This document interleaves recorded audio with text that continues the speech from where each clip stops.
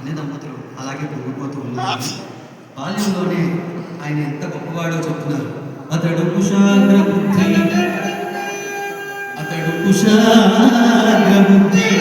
విధినందనే ధారణ చేయుదిట్ట వాక్యదురతవాని సొమ్ము సరసత్వము మైత్రి సత్యదీక్షయు అతనికి సహజముడు. ఊరికి నా రావండి నేర్చుకుంటే వచ్చేవి కావు, అవన్నీ కూడా పుట్టుకతో రావాలి, గొప్పవాళ్ళకి వస్తాయి. అలాగే గురుజనానుల దైవములంచులెంచు కోపితుడముగని విజ్ఞుడు కాంతిమతీసుతుండి.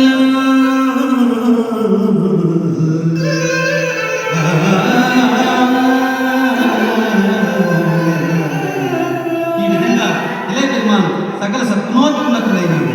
జాతి కుల మతాదులతో నిమిత్తం లేక ఎవరిలో ఏ సద్గుణం భక్తి కల్పించినా వారిని గౌరవించేవాడు. కంచీపూడి అనే భక్తుడు ప్రతిరోజు కంచి నుండి పెరంబదూరుగా పూర్ణవల్లి గ్రామానికి విష్ణు దర్శనానికి వెళ్ళేవాడు. ఇలయ పెరుమాళ్ అతని శ్రద్ధాభక్తులను చూసి మిక్కిలి ఆనందించాడు. ఎంతగానో అతని మీద గౌరవభావం కలిగింది. ఒకనాడు కంచీపూడిని తన గృహానికి ఆహ్వానించి చాలా గౌరవించాడండి. అప్పుడు ఆయన అన్నాడు, కంచీపూడి నాటు పాద పూజలు ప్రణామము చేయుట దోషమయ్య. స్వామి, మీరా అగ్రపూజు, నేనా అడజాతగాడు.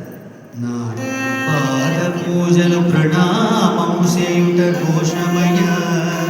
నాపై కరుణాదరములను భావములే 10,000 నేనా కడజాతి వాడనన ఆతనికిచ్చునే విప్రుడు.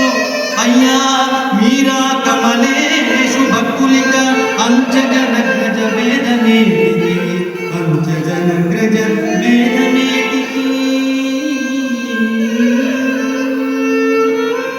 ఈ సన్నివేశం చూడగానే నేను తప్పు చేసిన పాట గుర్తొచ్చింది. సందర్భాలు పాడుతాను. ఎతి రాజా నీతో సాటి ఎవరయ్యా, నీతో తోటి గుణమతాల హక్కులు దాటి భూమితో పలికే ధాటి. ఎతి రాజా నీతో సాటి ఎవరయ్యా, నీతో తోటి గుణమతాల హక్కులు దాటి భూమితో పలికే ధాటి.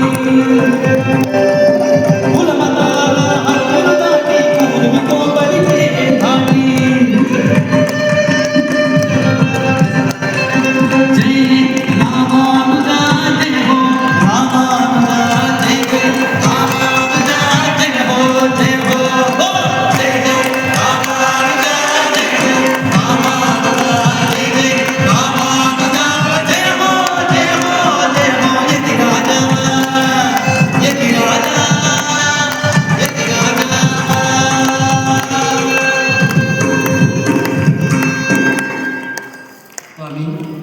మీకంత ఉదాహరణ ఉన్నా నాకు కూడా తెలుసు కదా, మీరు అంత గొప్పవాడు. కంచిపూర్ణుడు అగ్రకులశ్రేణి మీకు గౌరవించుకు నేను అంగీకరించిన 2 దోషములు అనగా ఇలయ పెరుమాళ్ హరిభక్తులకు కులభేదములు ఉండవు. ఏ కులజుడైననేమి ఎవరైననేమి అక్కడ నాతడి హరి నరిగినవాడు నాకు హరిభక్తి పూజకులకు నాకు ఇతర భేదము లేవని ఎంతో గొప్పగా 1000 ఏళ్ల కిందటే అసమానతను రూపుమాపిన మహా మనిషి మన భగవద్ రామానుజు. ఇప్పుడు అందరూ కులం కొట్టుకుంటుంటే 1000 ఏళ్ల క్రితం ఎంతో మందికి ఆలయ ప్రవేశం చేసిన వారు ఆవేశం చూస్తారు. ఆలయ ప్రవేశం చేసిన వారు స్వామివారు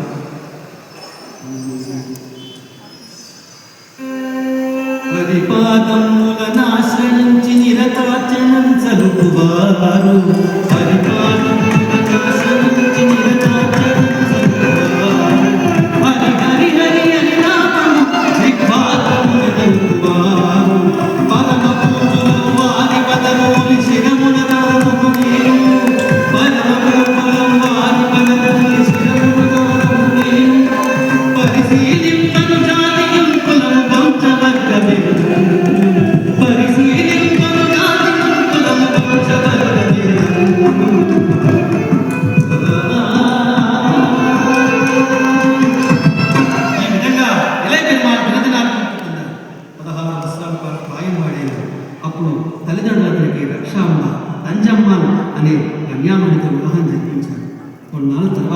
తండ్రి అయిన కేశవసుడు తన దేహం చాలించాడు.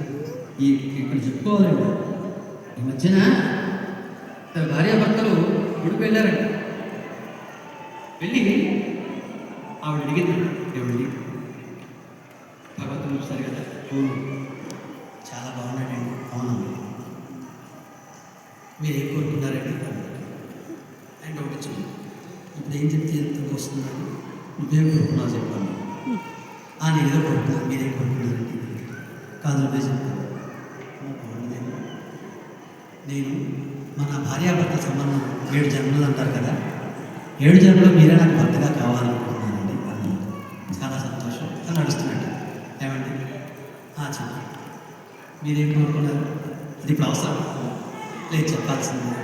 ఆడవాళ్ళు ఒకసారి పట్టుకుంటూ వదలండి, చెప్పాల్సిందండి. సరే చెప్పాలి, తప్పకుండా. మీరేం కోరుకోరండి? ఇదే 7వ జన్మ కావాలని కోరుకున్నాను.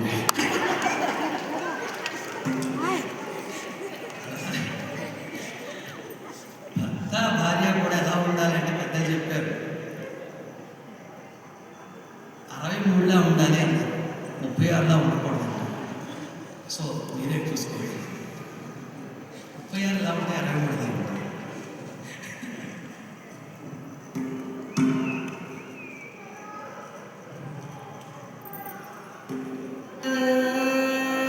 స్వామి టైం ఉంది కదా, తగ్గించినా లేకపోతే